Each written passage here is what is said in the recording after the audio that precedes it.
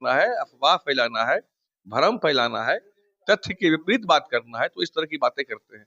लेकिन ध्यान रखिए कि आपने विधानसभा के अध्यक्ष की मर्यादा पर आंच लगाने का प्रयास किया इस माध्यम से, तो इसके लिए आप पर कानूनी कार्रवाई भी हो सकती है। इसके लिए भी आपको तैयार। राबड़ी देवी जब सीएम थी तो उनके मामा सुपर सीएम हुआ करते थे, उनको जरा उस समय ये बात करनी चाहिए ना, किस तरह से महिलाएं और पुरुष भी 6 बजे के बाद घर से नहीं निकलते थे, घर लौट के पहुंचेंगे कि नहीं ये उनको पता नहीं होता था। इन लोगों ने बिहार में, ये सन ऑफ करप्शन है Tejashwi Yadav ji, son of corruption. देखिए, मेरा नाम साहिल कुमार है और आप आर्यावर्त टाइम्स देख रहे हैं। आपको बता दें कि राष्ट्रीय जनता दल के द्वारा जो आरोप लगाए गए थे कि 2022 में जब प्रधानमंत्री नरेंद्र मोदी बिहार आए थे तो जो रात्रि भोज करवाया गया था, उसको लेकर के मुख्य प्रवक्ता शक्ति सिंह यादव ने कहा था कि पर प्लेट जो है 6,000 रुपए की राशि खर्च की गई थी और इतना बड़ा जो है लोगों के लिए किया गया था।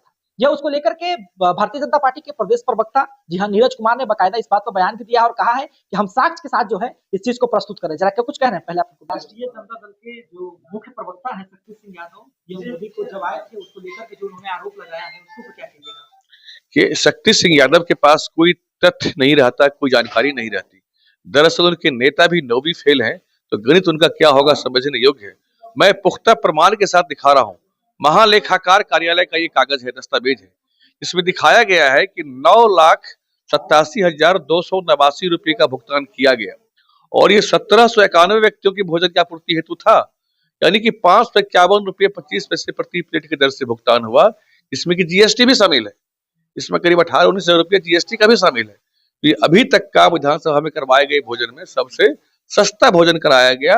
लेकिन तेजस्वी यादव जी को चूंकि झूठ फैलाना है, उनके राजद को झूठ फैलाना है, अफवाह फैलाना है, भ्रम फैलाना है, तथ्य के विपरीत बात करना है, तो इस तरह की बातें करते हैं। लेकिन ध्यान रखिए कि आपने विधानसभा के अध्यक्ष की मर्यादा पर आंच लगाने का प्रयास किया इस माध्यम से, इसके लिए आप पर कानूनी कार्रवाई भी हो सकती है। इसके लिए भी आपको तैयार रहना चाहिए।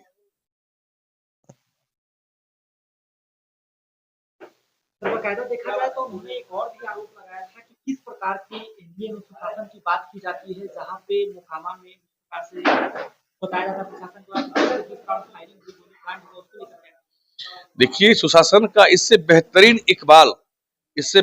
इकबाल देखने को आज तक मुझे नहीं लगता कि बिहार में मिला है। कि दोनों पक्षों की ओर से वहां गोली चली, एक पक्ष के पिता फोन करके पुलिस को बोलते हैं कि मेरा बेटा घर पर है, पकड़ कर ले जाइए, और दूसरा पक्ष स्वयं जाके कोर्ट में आत्मसमर्पण करता है। सुशासन का इससे बेहतरीन उदाहरण क्या हो सकता है कि जो गोली चलाने वाले दोनों पक्ष थे, दोनों आज पुलिस की हिरासत में है, और एक ने स्वयं आत्मसमर्पण किया और दूसरे के पिता ने फोन करके पुलिस को कहा मेरा बेटा घर पर है, इसको ले जाइए। इसे बोलते हैं सुशासन का इकबाल। और यहाँ न किसी को फंसाया जाता है, न किसी को बचाया जाता है। इसमें एक बात ध्यान देने की और है कि एक पक्ष का संबंध सरकारी दल से, जदयू से है, लेकिन उनको ये भरोसा नहीं था कि हमारी पार्टी हमको बचाएगी, क्योंकि यहाँ पर कानून को अपना काम करने दिया जाता है, हस्तक्षेप नहीं किया जाता है। किन्हीं को ये भरोसा नहीं था कि उनपे किन्हीं का हाथ है तो कोई उनको बचाएंगे। सबको मालूम था कि सरकार में किसी को भी बचाने का काम नहीं होता है, न किसी को फंसाने का काम होता है। एक और बकायदा नेता प्रतिपक्ष ने इस बात को बयान देते हुए कहा था कि ये कैसे सुशासन की बात करते हैं जहां पे गोली चलाने के बाद लोग मीडिया में आकर इंटरव्यू। उसके बाद लोगों ने समर्पण किया, इस पर वो क्यों नहीं कुछ बोल रहे हैं। लोगों ने आत्मसमर्पण किया, एक ने, और एक के पिता ने फोन करके कहा कि मेरा बेटा घर पर है, ले जाइए। इसे कहते हैं कानून का इकबाल, सुशासन का राज। तेजस्वी जी के अपने माता पिता के शासन की बात करें, गुंडा राज जिस समय चलता था, उसमें साला टैक्स, मामा टैक्स चलता था। राबड़ी देवी जब सीएम थी तो उनके मामा सुपर सीएम हुआ करते थे, उनको जरा उस समय ये बात करनी चाहिए ना, किस तरह से महिलाएं और पुरुष भी 6 बजे के बाद घर से नहीं निकलते थे, घर लौट के पहुंचेंगे कि नहीं ये उनको पता नहीं होता था।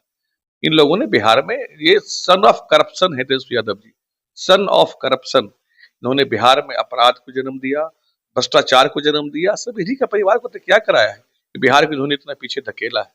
अब उससे बिहार धीरे धीरे आगे निकल रहा है, बिहार की तकदीर बदली है और अब बिहार की तस्वीर भी बदल रही है। तभी आपने वीडियो में सुना, उन्होंने स्पष्ट तौर पे कहा है कि हमने जो भी बातें कही है वो सब जो है इस पेपर में जो है संग्रहित है। आपको बता दें कि उन्होंने बकायदा इस बात को कहा है कि जो भी राशि उसमें खर्च की गई थी, उसमें महालेखाकार भवन का जो चुकाया गया है राशि, उस सबका जो है संलिप्तता एक साथ उन्होंने प्रस्तुत किया है और बताया है कि किस प्रकार से वो जो है कर सहित उस राशि का भुगतान किए थे। उसके बाद उन्होंने कहा इस बात को लेकर के कि जो लोग झूठे आरोप लगा रहे हैं उन लोगों के ऊपर जो है कानूनी कार्रवाई तक हो सकती है। आपको बता दें जिस प्रकार से बिहार में जो है सुशासन के बात कही जाती है एनडीए सरकार की तरफ से, परंतु फिर भी जो है गोलीकांड होता था। मोकामा गोलीकांड को लेकर भी आपने स्पष्ट तौर पर सुना है कि किस प्रकार से नीरज कुमार ने कहा कि जो भी चीजें हुई है, जो भी उसमें आरोपी है, कोई अकेले जो है आकर सरेंडर करता है तो किसी के पिताजी आकर कहते हैं कि हमारे बेटे को उठा कर ले जाइए क्योंकि हमारे बेटे ने जो है गलती की है। तो इस प्रकार का बयान दिए है नीरज कुमार। तो फिलहाल के धन्यवाद। आप साहिल कुमार को देख रहे थे आर्यावर्त टाइम्स।